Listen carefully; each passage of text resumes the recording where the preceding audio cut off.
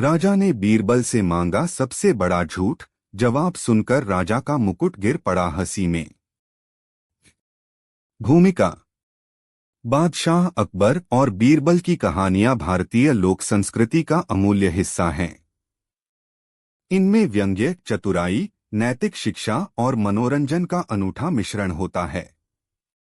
इस कथा में हम देखेंगे कि कैसे एक दिन अकबर ने बीरबल से मांग लिया सबसे बड़ा झूठ, और बीरबल ने जो जवाब दिया उससे पूरा दरबार ठहाकों से गूंज उठा और खुद बादशाह अकबर का मुकुट तक गिर पड़ा हंसी के मारे।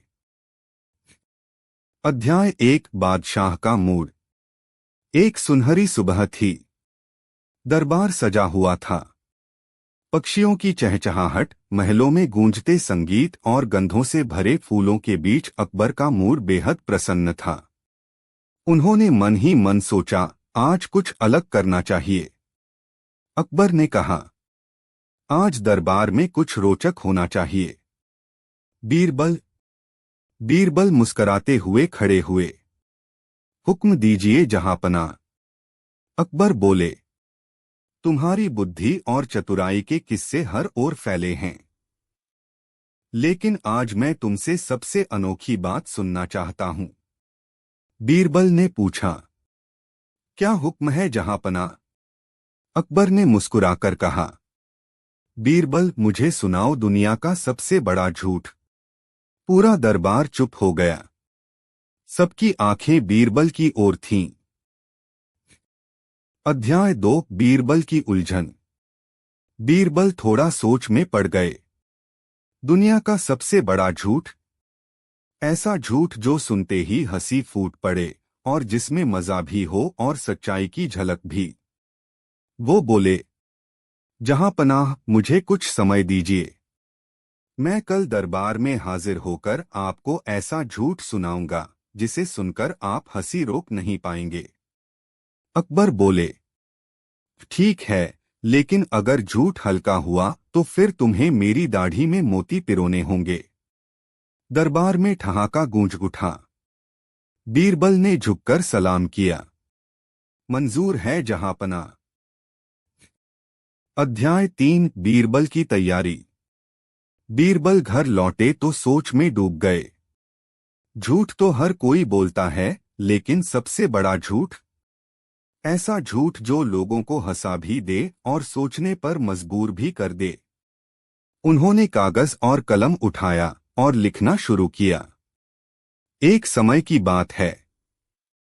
इस तरह बीरबल ने एक कहानी गढ़नी शुरू की जिसमें कल्पना थी, हास्य था, व्यंग्य था और एक चौंकाने वाली चतुराई भी। अध्याय 4। दरबार में वापसी। अगले दिन दरबार फिर सजा। बीरबल दरबार में पहुंचे तो चेहरे पर रहस्यमयी मुस्कान थी। अकबर ने पूछा, तो बीरबल तैयार हो? बीरबल ने सिर झुकाकर कहा, हुक्म दीजिए, झूठ सुनाए। अकबर बोले, तुरंत सुनाओ, और याद रहे सबसे बड़ा झूठ चाहिए। अध्याय 5। बीरबल की कहानी। मैं राजा था। बीरबल ने बोलना शुरू किया, जहांपनाह, यह उस समय की बात है जब मैं राजा था। दरबार में एक खलबली मच गई। बीरबल राजा था। सब हैरान हो गए। बीरबल आगे बोले, मेरे राज्य का नाम था बुद्धिविलासपुर। मेरी प्रजा इतनी समझदार थी कि बच्चे भी गिनती उल्टी गिनते हुए चांद पर पहुंच जाते थे। मेरे राज्य में कभी रात नहीं होती थी, क्योंकि हमारे पास सूरज की 4 नकलें थीं। हमारे खेतों में सब्जियां नहीं, मिठाइयां उगती थीं, रसगुल्ले के पौधे, जलेबी की बेलें और लड्डू के झाड़। दरबार हंसी से लोटपोट हो गया। हमारी सेना में हाथी नहीं, शेर थे, और वो भी बोलते थे, जय राजा बीरबल की। मेरे पास एक तोता था जो फारसी, अरबी, हिंदी और संस्कृत में बहस करता था। वह इतना विद्वान था कि उसे मंत्री बना दिया गया। अकबर की हंसी धीरे धीरे शुरू हुई और फिर वो हंसते हंसते कुर्सी से गिर पड़े।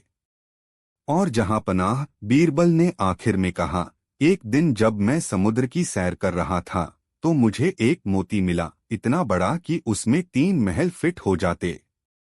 मैंने उसे पहनकर सूर्य देवता को आंख मारी और वो शर्माकर छुप गए। अध्याय 6 हंसी का तूफान। अब तो पूरा दरबार ठहाकों से गूंज उठा। सेनापति हंसी के मारे अपनी तलवार गिरा बैठे। वजीर साहब की पगड़ी लुढ़क गई। खुद अकबर इतनी जोर से हंसे कि उनका मुकुट सिर से फिसलकर नीचे गिर गया। अकबर ने हंसी रोकते हुए कहा, बीरबल, ये था सबसे बड़ा झूठ। बीरबल ने झुककर कहा, जी जहांपना, क्योंकि इसमें सच्चाई की रत्ती भर भी गुंजाइश नहीं। अकबर बोले, लेकिन इसमें तो मजा भी था और हमारी दुनिया की नादानियों का आईना भी। बीरबल मुस्कराए, यही तो झूठ की सबसे बड़ी कला है जहांपनाह। जब झूठ मजा दे, हंसी दे और सोचने पर मजबूर कर दे, वही सबसे बड़ा झूठ होता है। अध्याय 7 अकबर की प्रतिक्रिया। अकबर ने बीरबल को गले लगाया और बोले, बीरबल, तुमने एक बार फिर साबित कर दिया कि तुम्हारी चतुराई का कोई सानी नहीं। तुम्हारा झूठ इतना सुंदर था कि अगर झूठों की किताब छापी जाए तो पहला पन्ना इसी से शुरू हो। बीरबल मुस्कराए और बोले, झूठ बोलना बुरा है जहांपना, परंतु कभी कभी एक व्यंग्यात्मक झूठ सच की चादर को और भी चमकदार बना देता है। अध्याय 8 जनप्रियता। बीरबल की यह कहानी महल की दीवारों से निकलकर पूरे नगर में फैल गई। बच्चे खेलते खेलते एक दूसरे को बीरबल का झूठ सुनाते। बूढ़े ठहाके लगाते हुए कहते, काश हमारे खेतों में भी लड्डू उगते। लोग अब जब भी कोई मजेदार बात सुनते कहते, अरे ये तो बीरबल वाला झूठ है। अध्याय 9 शिक्षा। यह कथा हमें बताती है कि झूठ हमेशा बुरा नहीं होता जब वह किसी को चोट न पहुंचाए, जब वह केवल हंसी का जरिया बने और जब वह हमारी सोच को एक नया कोण दे, तब वह कला बन जाता है। बीरबल ने यह साबित कर दिया कि बुद्धि केवल सच्चाई में नहीं बल्कि कल्पना की उड़ान में भी होती है।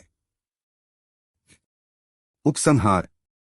अकबर और बीरबल की यह कहानी एक बार फिर हमारे दिलों में गूंजती है।